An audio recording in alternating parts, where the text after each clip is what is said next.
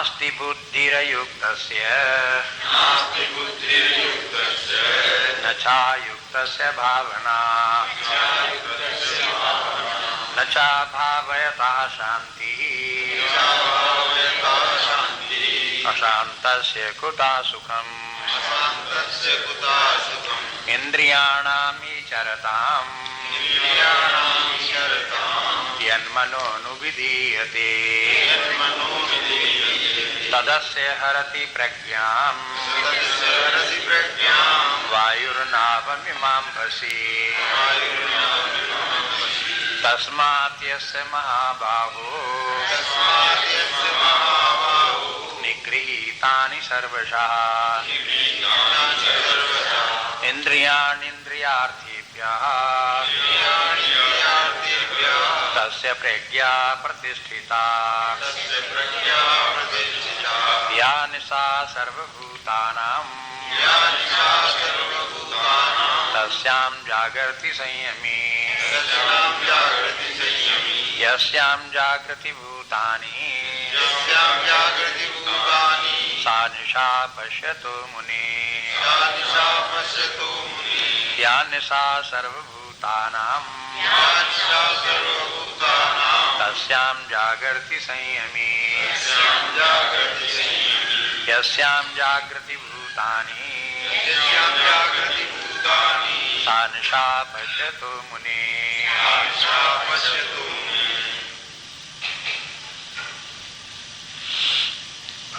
फिर स्मरण करें, कल जैसे विचार कर रहे थे कि अपने व्यक्तित्व का इंटीग्रेशन करना चाहिए, उसकी व्यवस्था करनी चाहिए। आजकल इसको कहते हैं सेल्फ मैनेजमेंट, अपने आप का मैनेजमेंट, अपने आप की व्यवस्था करो। अभी तक लोगों का ध्यान था business management, industrial management, social management, माने ऑब्जेक्टिव मैनेजमेंट। अब बात यह आई कि ऑब्जेक्टिव मैनेजमेंट तब तक बनते ही नहीं जब तक कि सेल्फ मैनेजमेंट न हो। बातें सारी तो दारमदार अपने भीतर की अपनी सामर्थ्य, शक्ति, योग्यता पर ही निर्भर करती है। इसलिए सेल्फ मैनेजमेंट करो। इस सेल्फ मैनेजमेंट के लिए या पर्सनालिटी डेवलपमेंट के लिए सारे विश्व में चिंतन चल रहा है। पश्चिम में साइकोलॉजिकल अप्रोच है, मनोवैज्ञानिक, वहां पर भी विचार करती है अपने मानसिक दशा, अपनी आंतरिक दशा को किस प्रकार से अपने आप को बनावें जिससे कि हमारा व्यक्तित्व सुगठित हो और हम महान बने। बड़ी बड़ी पुस्तकें इसके आ गई, मोटी पुस्तकें 500-500, 700 पेज की, केवल पर्सनैलिटी डेवलपमेंट पर। इंग्लिश में किताबें अब, लेकिन आजकल बात ये सब्जेक्ट ही बड़ी जल्दी रैपिडली डेवलप हुआ। साइकोलॉजी का ही एक पार्ट है। साइकोलॉजी के तमाम, child psychology, old age psychology, industrial psychology, labour psychology, general psychology, उसी में एक ये है, ये पर्सनल मैनेजमेंट या पर्सनल डेवलपमेंट, अपने व्यक्तित्व का विकास। इसमें जो है अपनी भारतीय संस्कृति में तो इसका चिंतन हजारों वर्षों से होता चला आ रहा है और लोगों ने इसको एक सिस्टमेटिक साइंस की तरह से बहुत पहले डेवलप कर लिया था।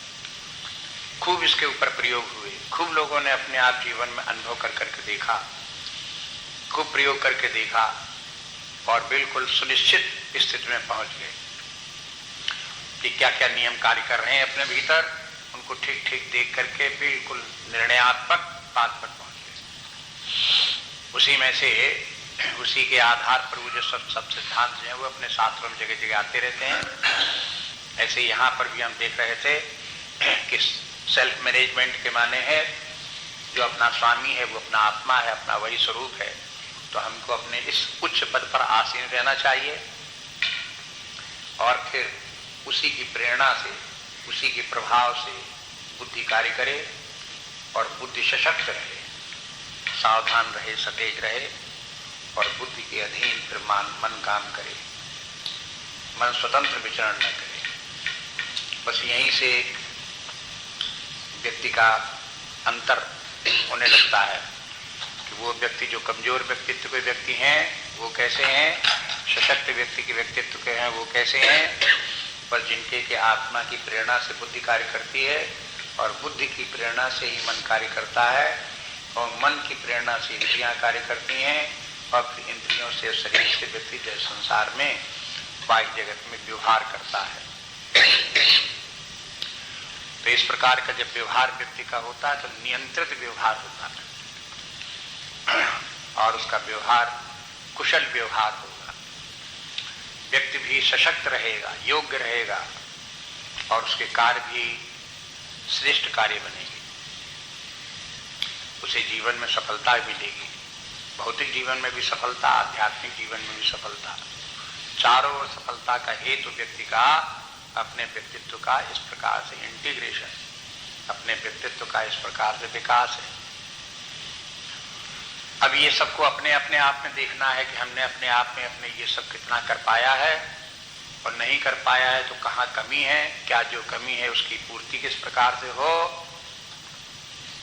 उसको सावधानी से समझे और अपने चेंजेस लाना अपने आप में, परिवर्तन आवे अपने आप में और विकास हो, इसी का नाम है साधना।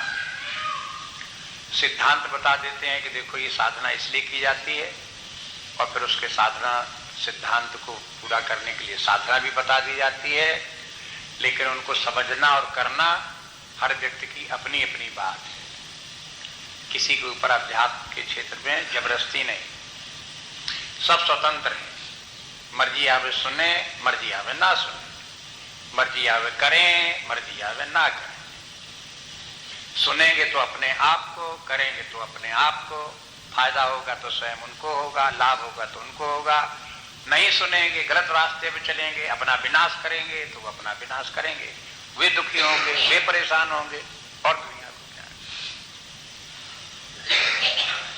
यहाँ जो शासन, जो अनुशासन है ये अध्यात्म विद्या का, वो बाहरी नहीं है जैसे सरकार का होता है। सरकार का शासन बाहरी शासन, अध्यात्म विद्या का शासन अनुशासन आंतरिक है।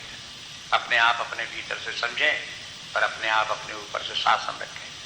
इसलिए सरकार का शासन कहलाता है शासन, अध्यात्म विद्या का शासन कहलाता है अनुशासन। अनुशासन के माने अपने आप सिद्धांतों को सुना समझा और अपने आप अपने ऊपर उसको शासन को रखा।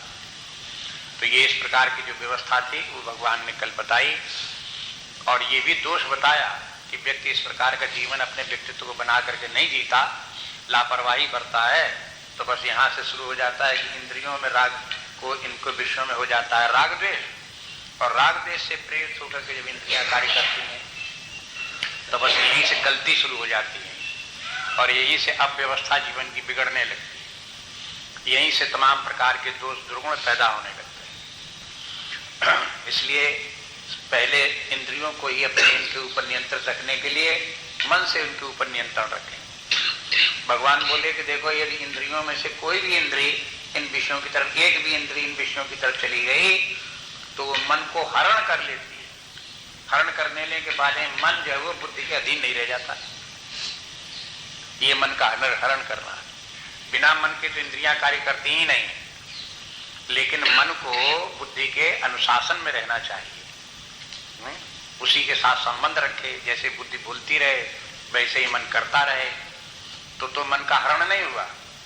लेकिन जहां बुद्धि का संबंध छोड़ करके मन इंद्रिय के साथ क्या आ गया, किसी भी इंद्रिय के साथ में आ गया, इनमें से 10 इंद्रियों में से, तो बस उसने बुद्धि का साथ छोड़ दिया और जहां बुद्धि का साथ मन ने छोड़ दिया वहीं सब बिगाड़ आ गए, तो दुनिया के सब बिगड़ गया।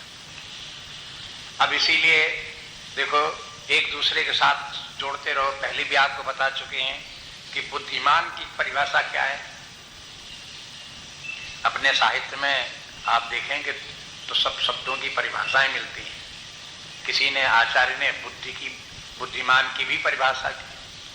वो कहता है कि जो बहुत जानने वाला व्यक्ति है वो बुद्धिमान नहीं है, वो बहुज्ञ है।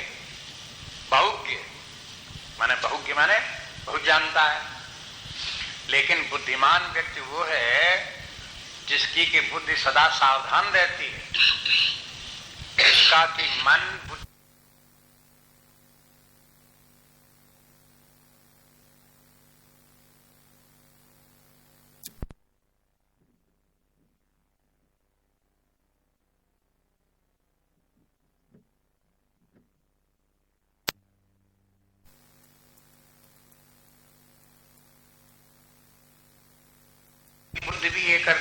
अच्छा भाई जब तुम नहीं मानते हो तो चलो हम भी तुम्हारे साथ।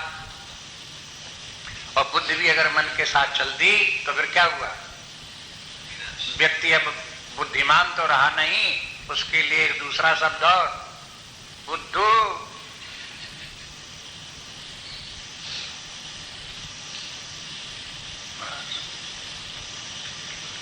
लोग बात समझते हैं प्राय व्यवहार में कि अरे साहब बहुत पढ़ा लिखा, अरे साहब बहुत जानता है, अरे बड़े ज्ञानी। शास्त्रों की परिभाषाएं दूसरी, चाहे अक्षर एक में पढ़ा लिखा हो, बिल्कुल निरक्षर हो, लेकिन अगर केवल इतना ही है कि उसकी बुद्धि इतनी सावधान है कि अपने आप अपने ऊपर नियंत्रण रख सकता है, तो इसके समान बुद्धिमान दूसरा दुनिया में नहीं है।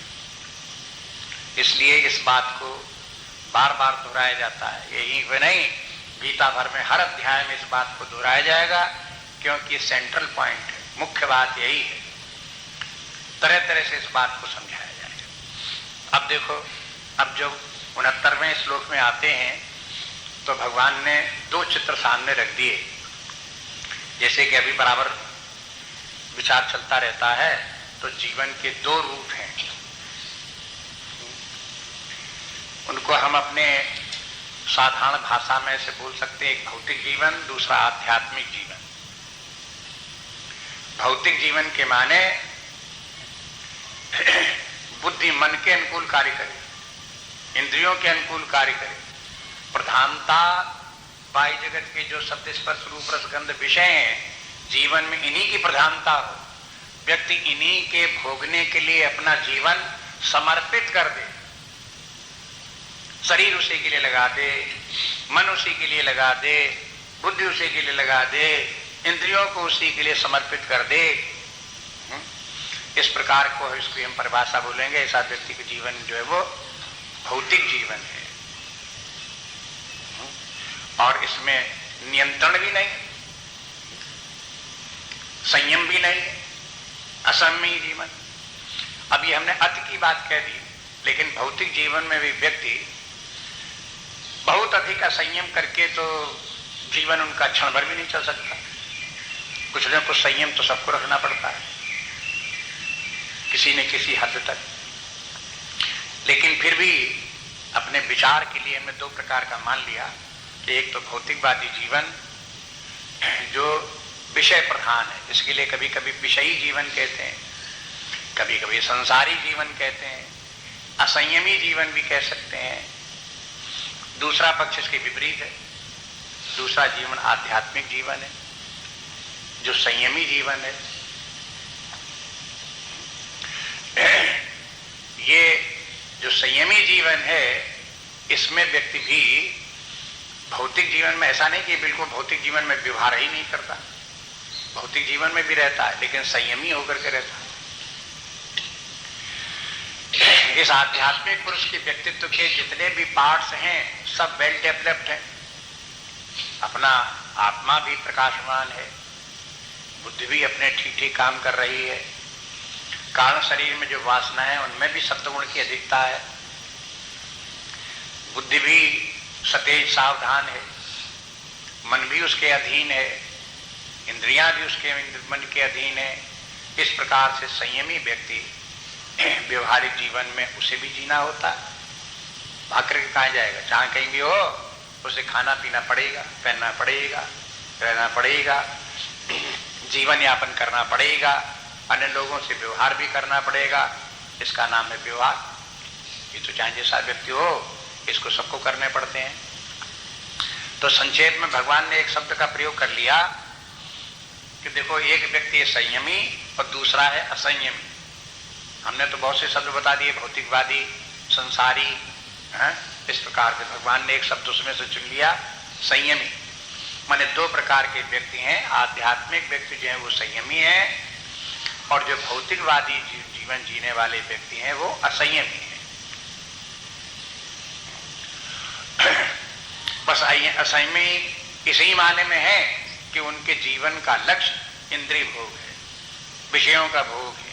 वो अच्छे से अच्छे प्राप्त होते रहे, इंद्रियों को सुख होता रहे, शरीर को सुख होता रहे, बस इतनी मात्र सोचने वाले असंयमी व्यक्ति हैं। अब बोले कि देखो इन दोनों प्रकार के व्यक्तियों का जो जीवन है, ऐसे होल जीवन को अगर देखो तो तुलना कर सकते हैं दो विपरीत, एक दूसरे की विपरीत परिस्थितियां, दो एक दूसरे के विपरीत जीवन के रूप हैं। एक दूसरे के विपरीत जीवन के रूप कैसे हैं? जैसे एक दिन हो और एक रात हो। इस प्रकार के दोनों का एक दूसरे से विरोध है। अगर कोई संयमी होगा तो असंयमी नहीं हो सकता, असंयमी होगा तो संयमी नहीं हो सकता। अब तो ये विचार करने की बात अपने आप देखो, अब अरे संयमी असंयमी दोनों कैसे हो जाए? हाँ, तो संयमी होगा तो असंयमी नहीं होगा।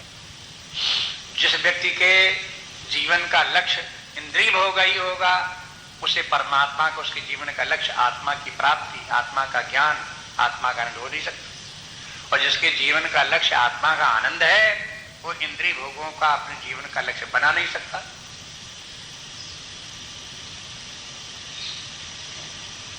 इसलिए दो प्रकार के जो जीवन की रूपरेखाएं हैं, ये दोनों एक दूसरे के विपरीत हैं। और दोनों प्रकार के व्यक्तियों का जो जीवन का रूप और स्थान है, वो एक प्रकार से भिन्न भिन्न है। अब इसको भगवान कहते हैं कि देखो ऐसे समझ लो कि जैसे दिन जब होता है तो बहुत से प्राणी, मनुष्य हैं, गाय बैल बकरी इत्यादि हैं, तो ये सब दिन में अपने जागते हैं, खाते पीते हैं, काम करते हैं। लेकिन कुछ ऐसे भी होते हैं प्राणी जो दिन में सोते रहते हैं और रात में ही जागते हैं। उल्लू, चमगादड़, कुछ इस प्रकार के होते हैं। कुछ कीड़े मकोड़े रात में ही निकलते हैं, दिन में दिखाई नहीं देते, रात ही में निकले हुए दिखाई देते। तो आप देखेंगे कुछ प्राणी ऐसे हैं जो रात में ही निकलते हैं, जागते हैं, दिन में नहीं दिखाई देते। तो जैसे ये स्थिति है, ये उदाहरण है। इसी प्रकार से मनुष्यों में भी कुछ मनुष्य ऐसे हैं जो आत्मा परमात्मा से कोई मतलब नहीं, बुद्धि के बनने बिगड़ने से कोई मतलब नहीं, उन्हें मतलब केवल इतना है कि इंद्रिय भोग प्राप्त होते रहे, उनका सुख प्राप्त होता रहे, वही एकमात्र जीवन का रूप है, ऐसा मान करके अपने आदि से लेकर के अंत तक जीवन जीते रहते हैं। दूसरे प्रकार के व्यक्ति वो हैं जो कि अपने आत्मस्वरूप के महत्व को समझते हैं, आत्म तत्व को खोजते हैं, अपने भीतर देखते हैं, आत्माभाव में स्थित रहते हैं, उसी के नियंत्रण में बुद्धि को, मन को, इंद्रियों को रखते हुए व्यवहारिक जीवन संयम पूर्वक जीते हैं। अब एक बात और भी देखो, अब इस श्लोक का अर्थ भी आप देख लो और उसके बाद इस बात को समझने की कोशिश करो स्वयं। कहते हैं यास निशा सर्वभूतानाम, कहते हैं सब प्राणियों के लिए जो रात्रि है, तस्याम जागृत संयमी, संयमी व्यक्ति जो है वो हो उसमें जागता रहता है। दूसरे बोले यस्याम जागृति भूतानि, और सब प्राणी जितने भी हैं जिस अवस्था में जागते हैं, माने दिन में, जब जिस दिन में या निशा सर्वभूतानाम, तो बोले जो सब लोगों के लिए रात्रि है वहां संयमी व्यक्ति जागता रहता है। और जहां यस्याम जागृति भूतानि, जिसको सब प्राणी दिन समझते हैं, कहते सा निशा पश्यतो मुनि, उसको ये संयमी व्यक्ति जो मुनि है वो उसको रात्रि के समान समझता है और उसमें सोता रहता है। अब स्वयं आप समझ लो, उसमें कोई समझना कठिन नहीं है। देखो जो भौतिकवादी लोग असंयमी व्यक्ति हैं, वो तो जो संसारी जीवन है, भोगों का जो जीवन है, उसमें तो जागते रहते हैं, पूरा दिमाग लगाते रहेंगे, उनका संग्रह करते रहेंगे, उनको भोग करते रहेंगे, उसी में प्रवृत्त रहेंगे।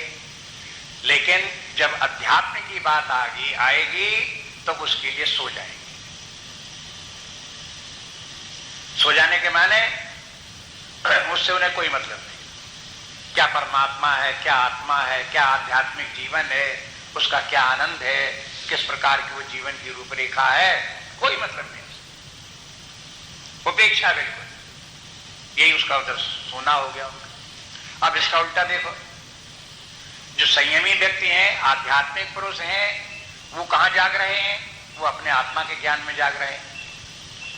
उनकी बुद्धि सतेज है, वो जो है निष्काम है, व्यवहार के जीवन में संयमी है, अपने आत्मा के आनंद में मग्न रहने वाले हैं, ऐसे व्यक्ति जो है वो अपने आध्यात्मिक जीवन में जाग रहे हैं। जब आती है विषय भोगों की बात, संसारी भौतिक जीवन की बात, तो उसके लिए वे सो जाते माने उसका कोई उन्हें महत्व नहीं है, उधर ध्यान नहीं देते।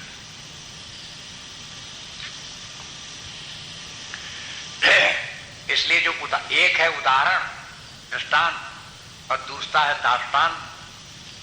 दृष्टांत तो दिन और रात का है और दिन रात में जागने वाले प्राणियों का है। भाई जैसे रात्र में जागने वाले प्राणी होंगे तो दिन में सो जाएंगे, और दिन में जागने वाले प्राणी है वो रात में सो जाएंगे। जो रात में जिनको दिखाई देता है वो दिन में अंधे हो जाते हैं, जो दिन में जिनको दिखाई देता है वो रात में अंधे हो जाते हैं। ये बात जो वो दुर्गा सप्तशती का पहला जो अध्याय है उसमें जब राजा सुरथ और वो बनिया ये सब जो है एक मुनि के पास पहुंचे और उन्होंने अपनी समस्या बताई, तो सबसे पहले उस मुनि ने जिन दोनों को उपदेश देना शुरू किया तो यही बताया कि देखो संसार में कुछ प्राणी ऐसे हैं जो रात में जागते हैं, दिन में सोते हैं। कुछ प्राणी ऐसे हैं जो दिन में जागते हैं, रात में सोते हैं। यहीं से प्रारंभ ही होता। मैंने उसमें दुर्गा सप्तशती जो शिक्षा है, उसमें जो अध्यात्म विद्या है, जिसके के कारण से दुर्गा सप्तशती की महिमा है, वो यहीं से इसी पॉइंट से शुरू होती है। पहली शिक्षा यही कि देखो संसार में मनुष्य दो प्रकार के हैं, जैसे दो प्रकार के प्राणी होते हैं। राजा सुरथ हार गया था अपने शत्रुओं से, और हार करके सब उसके मंत्रियों ने राज्य छीन लिया था, और आकर के वो मुनि के पास आकर के मेधा नाम के मुनि थे, उनके पास आकर के वो रह रहा था, और उनसे जो है वो अपना दुख वर्णन करता है कि देखो ऐसा राज्य चला गया। और लड़कों की याद आती, अरे राजा को अपने हाथी तक की याद आ गई। कहा कितना बढ़िया मेरा हाथी था, कितना खिला पिला के कैसा झगड़ा किया था, अरे पता नहीं किया। और ये सब मंत्री मंत्री और जितने नौकर चाकर हैं अब उस हाथी को खाना उतना देते होंगे कि नहीं देते होंगे, वो भूखा हो गया होगा, अब दुबला गया होगा। अब ऐसे बैठे बैठे वहां मुनि के पास बैठे बैठे वो सोचें, चिंता करें। तो ये जो जीवन का रूप है कि राज्य में आसक्ति, परिवार में आसक्ति, हाथी में आसक्ति, ये सब आसक्ति जो है ये क्या है, ये भौतिक जीवन का रूप। लेकिन वहां जो मुनि मेधा मुनि बैठे हैं वहां वन में, वो जो है आध्यात्मिक जीवन उनका है। तो संसारी लोग तो नहीं जानते कि दो प्रकार के जीवन होते हैं। भौतिक जीवन जैसा होता है, आध्यात्मिक जीवन उससे भिन्न प्रकार का और बड़ा श्रेष्ठ महान होता है। ये उनको भौतिकवादी लोगों को, व्यक्तियों को पता नहीं होता। लेकिन आध्यात्मिक पुरुषों को ये पता होता तो हम भी ऐसे ही जैसे अन्य हैं, ऐसे ही भौतिक जीवन संसार में हम भी पड़े हुए थे। अब हमारी आंखें खुल गई भगवान की कृपा से, बोध आ गया, चेतना आ गई, तो अब हमारे खुल गई आंखें तो आध्यात्मिक जगत में अब हम आ गए, और यहाँ के प्रकाश में अब हमें दिखाई देने लगा। अब हम आध्यात्मिक जीवन जी रहे हैं। इस प्रकार से व्यक्ति को अपने आध्यात्मिक जीवन का भी बोध होता है, और जो पहले वो अपना भौतिक जीवन जीता रहा अथवा दूसरे भौतिक जीवन जी रहे हैं उनका भी बोध होता है। इसलिए मेधा तो जानते हैं कि दो प्रकार का जीवन होता है। मेधा के माने मेधा माने बुद्धि है, और क्या मेधा के माने, कोई मेधा ऋषि है के माने प्रतीक है। मेधा ऋषि मेधा के प्रतीक हैं, इसी के लिए उनका नाम मेधा है। इसलिए वो उनको तो पता है दोनों प्रकार का जीवन है, एक आध्यात्मिक जीवन है, दूसरा भौतिक जीवन है। इसलिए जो है यहाँ पर इस श्लोक को अपने आप से लोग बात पढ़ते हैं तो उनको बहुत बार समझ में नहीं आता। उनको ये लगता है कि हाँ दिन रात की बात कही जा रही है, तो रात में उल्लू पुल्लू जो है उनको दिखाई देता है, दिन में मनुष्यों को दिखाई देता है, यही इसमें कहा गया। अरे ये तो दृष्टांत मात्र है, मुख्य बात जो है संयमी और मुनि की है। जागृत संयमी पश्यतो मुने, ये मुनि कौन है, ये संयमी कौन है? ये कोई कीट पतंग पर सुरक्षित हो रहे हैं? ये संयमी व्यक्ति मनुष्य संयमी है। मनुष्य संयमी असंयमी दो प्रकार के, एक मुनि है और दूसरे मुनि नहीं है। मुनि के माने जो व्यक्ति मनन करता है, विचार करता है, चिंतन करता है, जीवन के सही रूप को खोजता है, पता लगाता है, वो तो मुनि है, मननात् मुनि। आप शास्त्रों का अध्ययन करो और उनके ऊपर रिफ्लेक्शन करो। अकेले में बैठ करके सोचो कि शास्त्रों में ये बात कही गई, देखो कितने लोगों ने कैसे से महान व्यक्ति हो गए हैं, कैसे कैसे अपने जीवन इन खोजों में लगा दिया है, कैसे कैसे बढ़िया सिद्धांत ही बता करके गए हैं, और ये हमारे जीवन के लिए कितने कल्याणकारी। रिफ्लेक्शन करो, बार बार सोचो, और ये सोचो कि जो लोग, दूसरे लोग अपने दीर्घ जीवन को इसी काम के लिए होम गए, पूरी शक्ति इसी की लगा दिया, हमको ये भी नहीं बनता कि उस ज्ञान को हम उनसे ले करके, ज्ञान की भिक्षा ले करके, उनसे प्राप्त करके अपने उस ज्ञान को अपने जीवन में धारण कर लें। क्या हमसे इतना भी नहीं बनता? चाहिए तो ये कि उस ज्ञान को प्राप्त करके हम उसमें और तेल डालें, और प्रकाश डालें, उस मसाल को और आगे चमकावें। दूसरे लोग जो है उसको जितना ये ज्ञान आया है वो और प्रज्वलित होकर के धधकता हुआ ज्वाला के रूप में, प्रकाश के रूप में आवे, सारे संसार को प्रकाशित कर दे। और हम वो प्रकाशित तो कर नहीं पाते, उसको और बुझा के बैठ गए। ये दुर्दशा है। इसलिए जो ये जीवन के जो दूरूप इसमें बता दिए, उनको ठीक ठीक समझें और अपने आध्यात्मिक जीवन को बनाने का संकल्प करना चाहिए। भगवान से भी प्रार्थना करना चाहिए कि भगवान ऐसी कृपा करो कि ये आध्यात्मिक जीवन जागृत हो, कि ये हमको सब दिखाई देने लगे, आत्मा क्या है, परमात्मा क्या है, उत्कृष्ट बुद्धि, सात्विक बुद्धि क्या है, ये वासनाएं किस प्रकार की होती हैं, सत्वगुणी वासना की क्या महिमा है, ये कैसे बनाई जा सकती है, फिर इसके द्वारा फिर जीवन का हमारा उत्कृष्ट रूप जीवन में कैसे आता है, हम इस आध्यात्मिक जीवन का आनंद कैसे प्राप्त कर पाएं, और इस जीवन का लाभ अन्य लोगों को कैसे हो।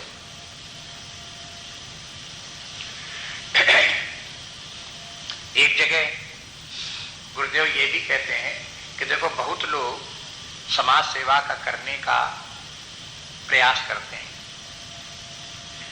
लेकिन जिन लोगों ने स्वयं अपना ही उद्धार करने की कोशिश नहीं की और उद्धार नहीं कर पाए, वे बेचारे कभी समाज का उद्धार कर नहीं सकते।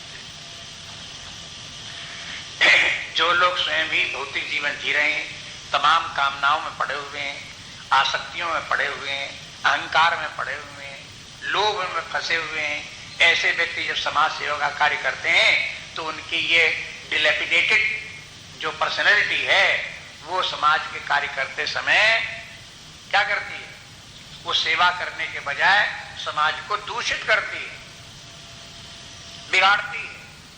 व्यक्ति समाज में रह करके जैसा व्यक्ति होगा वह समाज में कार्य करेगा, उसके व्यक्तित्व का उसमें रिफ्लेक्शन दिखाई देगा। अगर आध्यात्मिक पुरुष होगा, सात्विक पुरुष होगा, समाज में रहेगा, समाज में कार्य करेगा, तो उसका प्रभाव उसमें उस प्रकार का दिखाई देगा। तमोगुणी रजोगुणी स्वभाव का व्यक्ति होगा, असंयमी होगा, भोग प्रवृत्ति व्यक्ति होगा, वो समाज में कार्य करेगा, उसका दूषित प्रभाव समाज के ऊपर पड़ेगा। वो जहां जितना अपना समझते हो हम बड़ा काम कर रहे हैं समाज का, लेकिन अच्छा प्रभाव नहीं पड़ता, गड़बड़ प्रभाव पड़ता। मूल्यांकन भी भिन्न भिन्न प्रकार के हैं। इसलिए एक मूल्यांकन तो इस प्रकार का कि भौतिक जगत की स्थूल वस्तुओं को मूल्य देना, धन को मूल्य देना, मकानों को मूल्य देना, पृथ्वी को मूल्य देना, वस्त्र इत्यादि को मूल्य देना, ये जितने की जीवन के लिए उपयोगी वस्तुएं हैं, यही सब कुछ है। इनसे अधिक और क्या हो सकता है? यही तो सब कुछ, इन्हीं के ऊपर तो जीवन ही है। बस ऐसे करके बुद्धि जो अटकी हुई एक वैल्यू इस प्रकार के माइंड में छाई हुई है, ये जो है मैटीरियल वैल्यू है। दूसरी तरफ माइंड में वैल्यू एक होती है स्पिरिचुअल वैल्यू। व्यक्ति को ये दिखाई दे कि आत्मा परमात्मा ही वही एकमात्र सदवस्तु है, हाईएस्ट वैल्यू वही है, ये जगत तो उसके सामने कुछ नहीं, कल्पना मात्र, स्वप्न मात्र, अस्तित्वहीन है। देखो एक दूसरे की दृष्टि कितनी एक दूसरे के विपरीत है। इसलिए जो ये है, ये दो प्रकार के जीवन को यहां बताने के लिए बताया, और संयम मुनि इत्यादि कहकर के ये भी बता दिया, भगवान ने संकेत कर दिया कि दो प्रकार का जीवन बता करके हम ये नहीं कह रहे हैं कि भौतिक जीवन भी अपने स्थान पर बड़ा अच्छा है। वो मुनि नहीं है, वहां विचारक व्यक्ति नहीं है, वो विचारहीन व्यक्ति भौतिक जीवन जी रहे हैं। विचार ही मूर्खता के साथ थॉटलेस जीवन।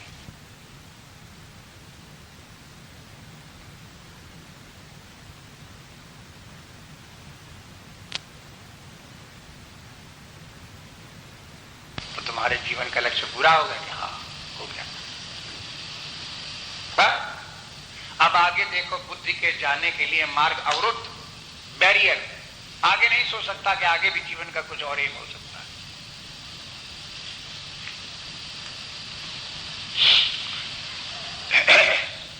ऐसा क्यों है? हमारे थॉटलेस जीवन है, उनके विचार करने के लिए कोई प्रेरणा मार्ग नहीं मिला। शास्त्र क्या है? टॉर्च बियरर है, आपको जीवन का रास्ता आगे दिखाते हैं कि देखो आगे और प्रकाश है, आगे और रास्ता है। ये कोई थोड़ी कि आपने मकान बना लिया, आप कहीं IAS ऑफिसर हो गए, आप कहीं किसी बड़े पद पर हो गए तो मानो जीवन का लक्ष्य पूरा हो गया। बस उसके आगे कोई रास्ता ही नहीं है, उसके आगे कोई गति नहीं है।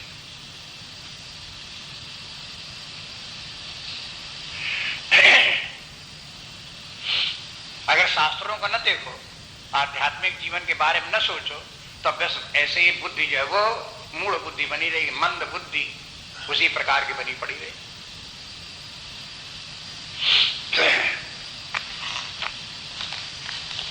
अब एक अगले श्लोक में इसके आगे की एक बात और बताते हैं। देखो 17वां श्लोक देखिए। आपूर्यमाणम अचल प्रतिष्ठम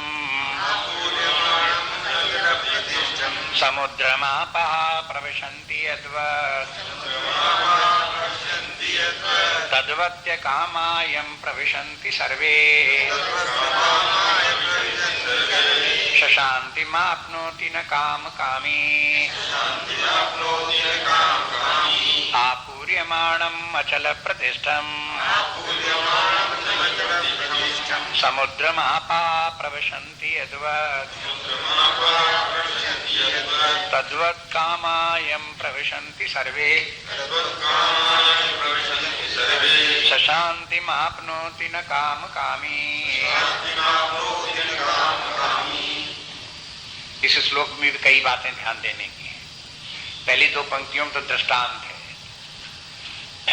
उस दृष्टांत को पहले देख लो, फिर मुख्य बात है। कहते हैं आपूर्यमाणम समुद्रम आपा प्रविशन्ति, समुद्र है और आपा मन जल, प्रविशन्ति माने आ करके उसमें घुसते रहते हैं, नदियां आती रहती हैं, समुद्र में प्रविष्ट होती रहती हैं।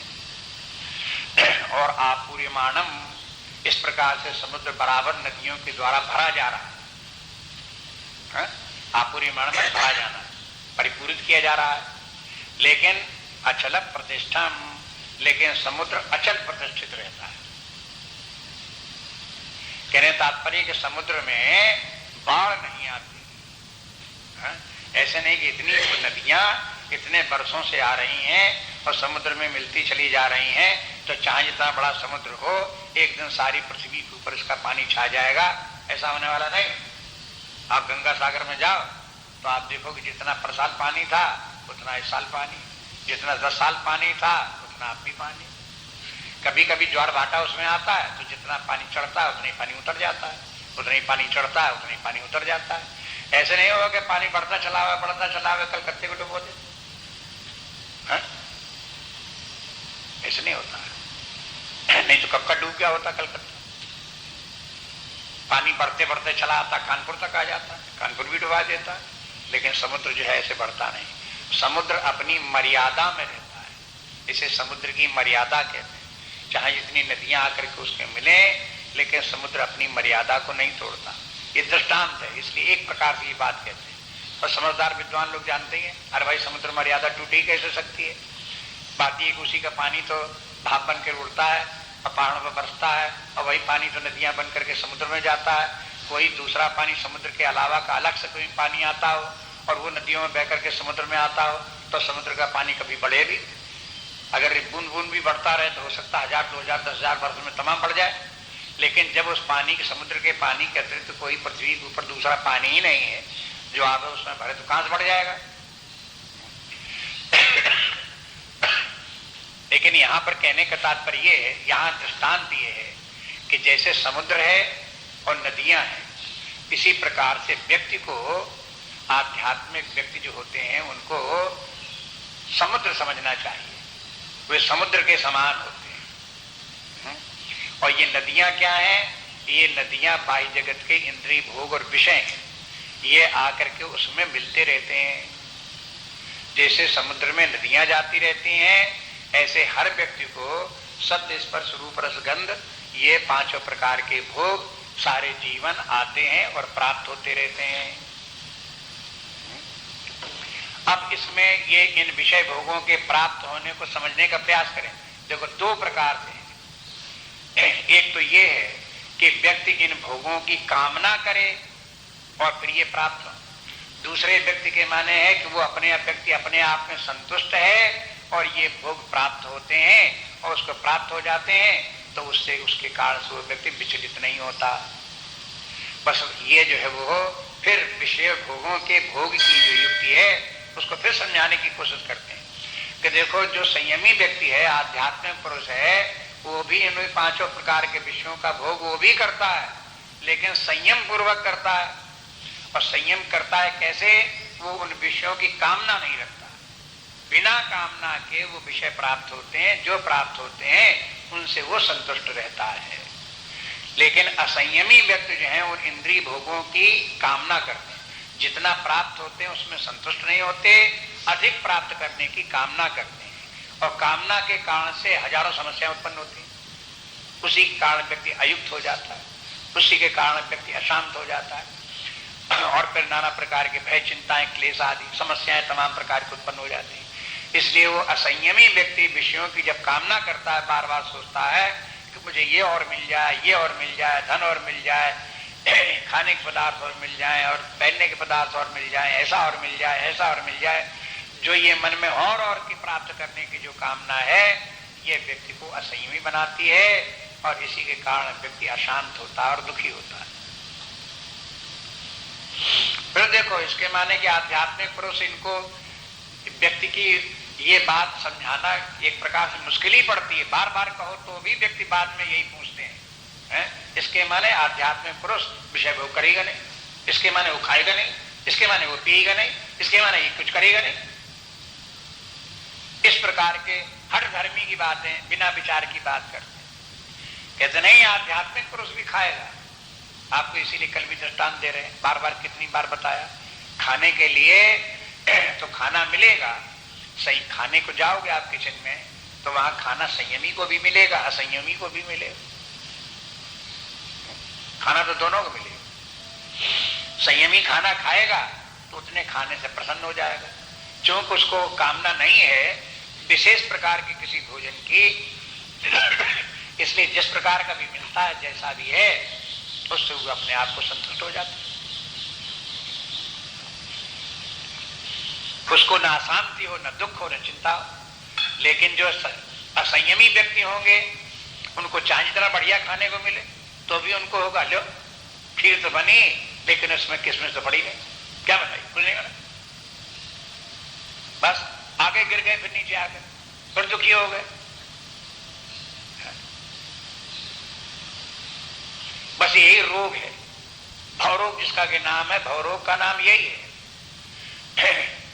खाने को पेट भर मिल गया, 4 रोटी आप खाते हो, 4 रोटी मिल गई आपको खाने को, लेकिन फिर भी मिली क्या, रोटी तो मिली, चुपड़ी तो थी नहीं।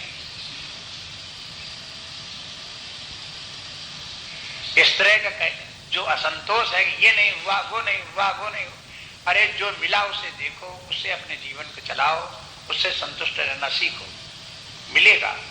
जीवन चलाने के लिए सब मिलता ही रहता है।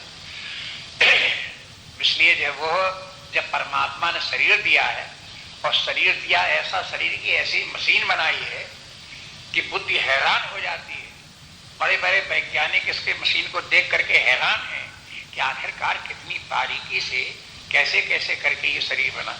जब इतना शरीर बना सकने वाला जो ऐसा बुद्धिमान, बुद्धि चेतना ऐसी कोई है जो इसका निर्माण कर सकती है, तो क्या उसको इतनी सामर्थ्य नहीं है कि हमारे जीवन को चलाने के लिए जो कुछ शब्द स्पर्श रूप है, इंद्रिय भोग हैं, खाना पीना पहनना है, वो हमको प्राप्त कराता रहे?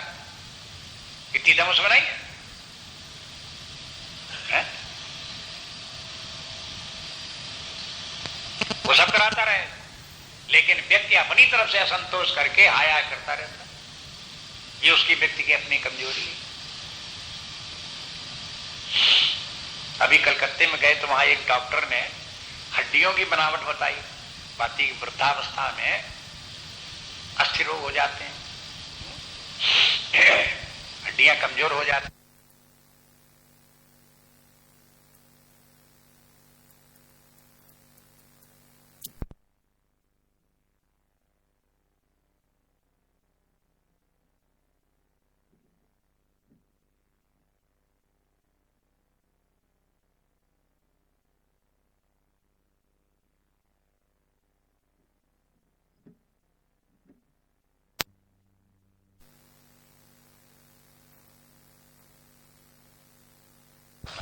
अलग से कैल्शियम लेना पड़ता है, अलग से प्रोटीन लेना पड़ता है। ये अपने भोजन में इस प्रकार के एडजस्टमेंट करना पड़ता है जिससे कि प्रोटीन और कैल्शियम अधिक मात्रा में मिले।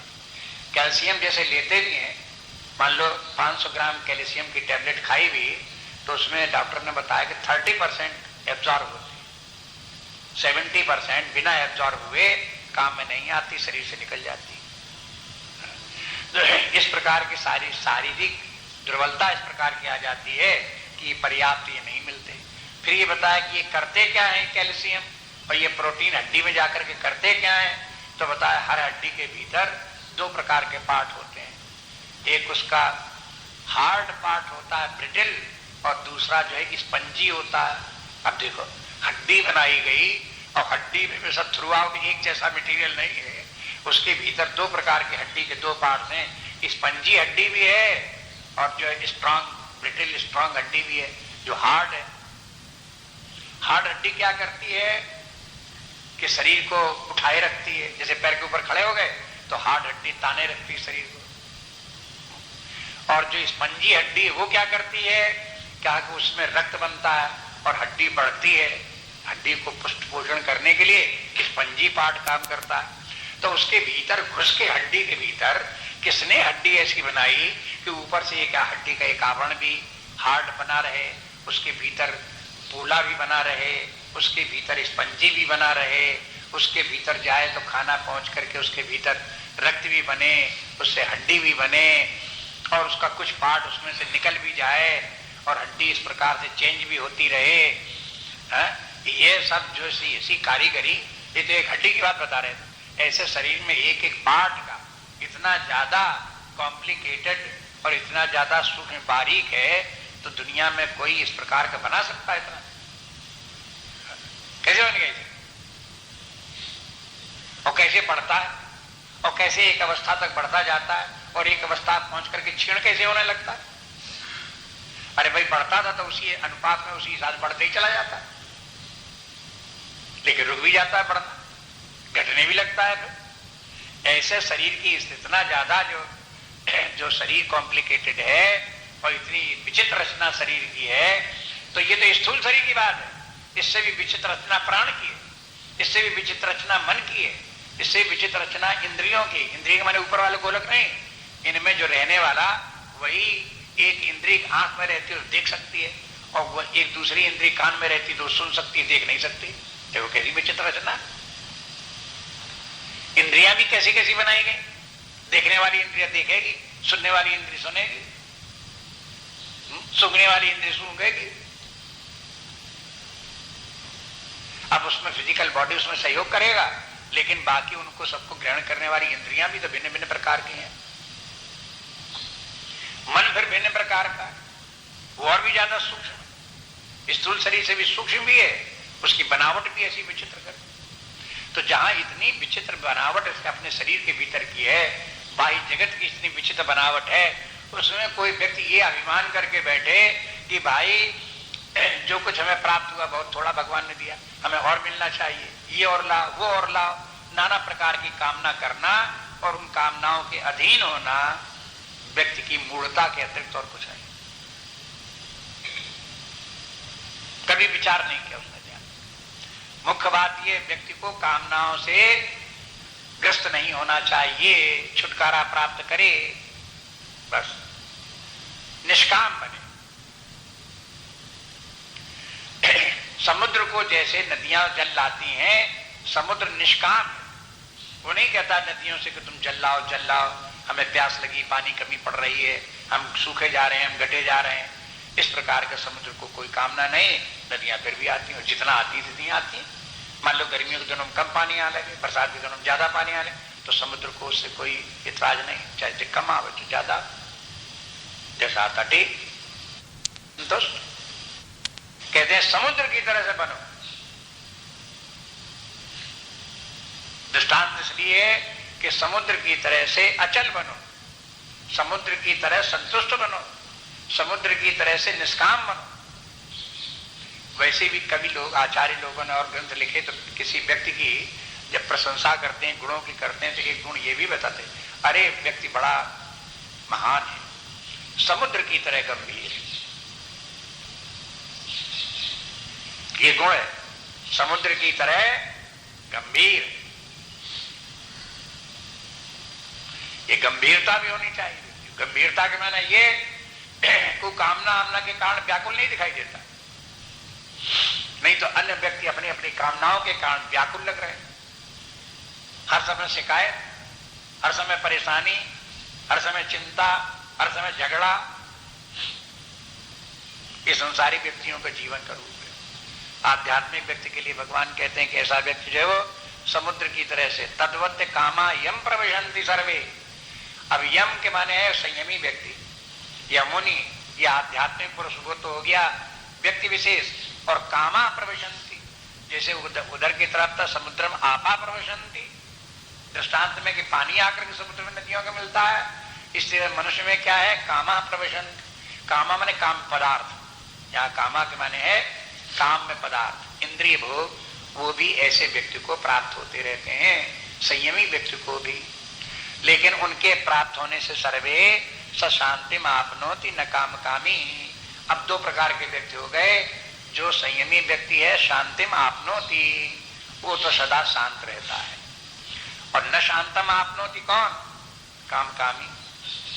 जो काम कामी है, जो विषयों की कामना रखने वाले हैं, न शांतिम आपनोति, उन्हें जीवन में कभी शांत नहीं मिलती। अब शांति की क्या महिमा, आपको शांति बढ़िया कि अशांति? तो कुछ लोग अशांति ही बढ़िया समझते हैं। अब देखो न विचार करो तो अजीब अजीब मूर्ताएं, अजीब अजीब प्रकार की दुर्बुद्धियां हैं।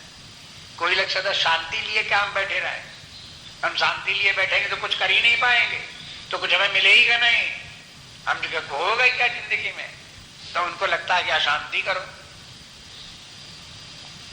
लेकिन शास्त्र कहते हैं कि देखो दुनिया के चाहे जितना बड़ा राज्य मिल जाए, लेकिन अगर शांति नहीं मिली और वो नहीं टिक पाई, रह पाई, तो आपका राज्य बेकार है, किसी काम का नहीं। शांति सबसे ज्यादा मूल्यवान है। अब आप जो कुछ जीवन में बाहर भीतर जो कुछ है उसका वैल्यूएशन करो, बताओ कि घूम ज्यादा मूल्यवान है, कि धन ज्यादा मूल्यवान है, कि परिवार ज्यादा मूल्यवान है, कि शरीर ज्यादा मूल्यवान है, कि दुनिया भर के और पद इत्यादि वे ज्यादा मूल्यवान है। मूल्यवान क्या है? शांति मूल्यवान है कि ये सब मूल्यवान है? तो जब आप विचार करोगे तो शांति एकमात्र सबसे अधिक मूल्यवान वस्तु है और जिसकी रक्षा करनी चाहिए। शांति, मानसिक शांति की रक्षा करो। शांति के माने ये नहीं कि आपके वातावरण को शांत बनाए रखो, हो गई शांति। अपने मन को शांत रखना सीखो। मन हर अवस्था में शांत रहना चाहिए। आप चाहे दुनिया में कुछ ना कर पाओ, लेकिन मन को शांत रखो। और अगर कुछ करना चाहते हो तो मन को पहले शांत रखो, तब कुछ काम करो। और उतना ही काम करो, उसी प्रकार से व्यवहार करो जितनी जैसे मन शांत रहे। पहले आप देख चुके, एक उदाहरण आ चुका कछुआ का, याद आया? कछुआ का उदाहरण। कछुआ पानी में से निकला, बाहर खतरे में आया, निकलता तो है, उसके बालू पर भी आता है, रेंगता भी है, लेकिन कितना अपने हाथ पैर सिर कब तक निकालता है? जब तक खतरा नहीं। और जहां देखा खतरा, कोई जानवर आ गया, कुछ आ गया, जड़ से उसने अपना सिर हाथ पैर भीतर कर लिया। इसी तरह से कछुए की तरफ संसार व्यवहार में निकलो और अपनी शांति बचाए रखो। अशांति मन में ना आने। अशांति आने लगे तो झटपट अपने हाथ पैर भीतर कर लो। आप व्यवहार में मत पड़ो, बात में न करो, लोगों से बात न करो, लोगों से व्यवहार न करो। झटपट एकांत स्थान में आकर के अपने मन बुद्धि को अपने भीतर करो, भगवान को याद करो, हे भगवान शांति रखो, शांति रखो। कहां झंझट में पड़े जा रहे हैं। धर्माधर्म का विचार जो है वो हो इसी शांति के आधार पर। अगर कहीं ये कहते हैं कि भाई अधर्म से धर्म क्यों अच्छा है, अधर्म में तो हमें लाखों रुपए मिलने वाले हैं और धर्म में हमें जीविका चलानी भी मुश्किल है, एक बार खाना भी मिलना मुश्किल है, लेकिन धर्म का ठीक है, अधर्म ठीक नहीं है। क्यों ठीक नहीं है? क्यों? अधर्म में अशांति है, धर्म में शांति। मुख्य बात तो यही है। रूखा सूखा खाना मंजूर है, लेकिन शांति नष्ट नहीं होनी चाहिए। नहीं तो बताओ धर्माधर्म में क्या अंतर है? लोग बाग बहुत बार शांति के महत्व को जो लोग नहीं समझते वो कहते वाह धर्म को पकड़े बैठे रहो, नैतिकता को पकड़े बैठे रहो, ईमानदारी को पकड़े बैठे रहो, तो हम दुनिया में कुछ कमा ही नहीं सकते, हम तो कुछ कर ही नहीं सकते, हम मकान बना ही नहीं सकते, हम ये नहीं कर सकते, हम वो नहीं कर सकते। बस ये तो एक लोगों के बोलना और कहना, 99% व्यक्ति इसी प्रकार बोलते। कहा कि तुम ये सब कर तो लोगे, तुम बेईमानी से तुम सब कर लो, तुम अनैतिकता से भ्रष्टाचार से ये सब कर भले लो, चाहे कुछ भी कर लो, लेकिन उसका परिणाम मन के ऊपर पड़ेगा और मन अशांत हो जाएगा। बजाय सत्वगुणी के रजोगुण, रजोगुण के बजाय तमोगुणी तुम बन जाओगे, मन हो जाएगा अशांत, मूढ़ता आ जाएगी, जड़ता आ जाएगी। तुमसे कहा जाए उसके बाद में कि तुम विचार करो, चिंतन करो, किसी बात की समझने की कोशिश करो, तो तुम्हारी फिर अकल काम करेगी कि न करे काम? ले ऐसे ऐसे व्यक्ति जो है ना करे काम। अरे जब अकल ही मारी गई, बुद्धि मारी गई, तो मनुष्य कहां रह गया? वो तो पशु भी ज्यादा नीचे व्यक्ति पहुंच गया। ऐसा पाशविक जीवन, निंदनीय जीवन शास्त्र सावधान बार बार करते हैं कि देखो इस प्रकार से अपने चिंतन करो, विचार करो, अपने आंतरिक विकास करो और शांत रहने की कोशिश करो। इन सबका जो वर्णन करते आ रहे हैं, इसका तात्पर्य कि जो दो प्रकार के आध्यात्मिक जीवन, भौतिक जीवन है, तो भौतिक जीवन अशांतिमय जीवन है और अशांति के माने दुख, दुखमय जीवन है। अशांत कह दिया तो वहीं दुख भी हो गया। और आध्यात्मिक जीवन शांतिमय जीवन है। शांतिमय जीवन है वो आनंदमय जीवन है, सुखी जीवन है। ये बात भी पहले आ चुकी, एक सूत्र आ चुका, अशांतस्य कुतो सुखम। ये तो सूत्र हैं, इनको रटने पड़ते हैं, याद रखने पड़ते हैं। अशांतस्य कुतो सुखम, जो व्यक्ति अशांत है, कुता माने कहां, सुखम माने सुख। अशांत व्यक्ति को सुख कहां? अब ऐसा तो नहीं है कि हम बड़े आनंद से अशांत है, हमारी अशांति खूब हमको आनंद दे रही है, ये कोई तालमेल नहीं। अगर अशांत है तो सुख कहां?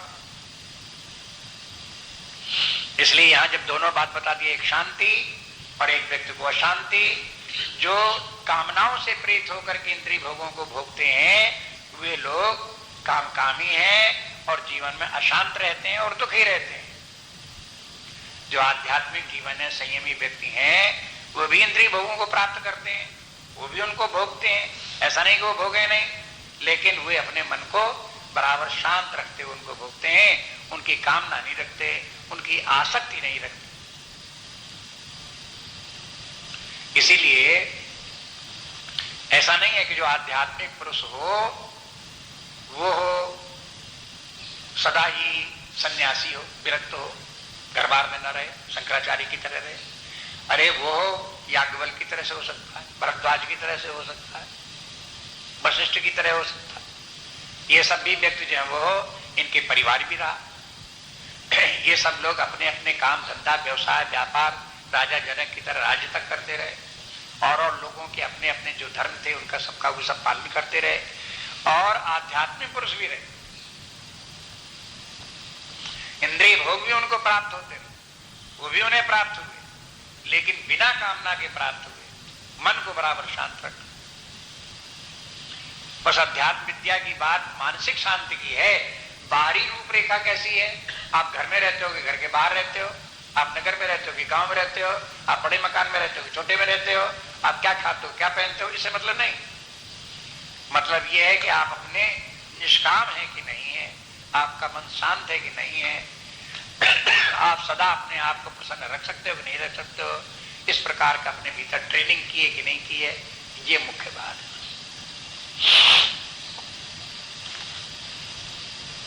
आगे की कर श्री राम जय जय राम।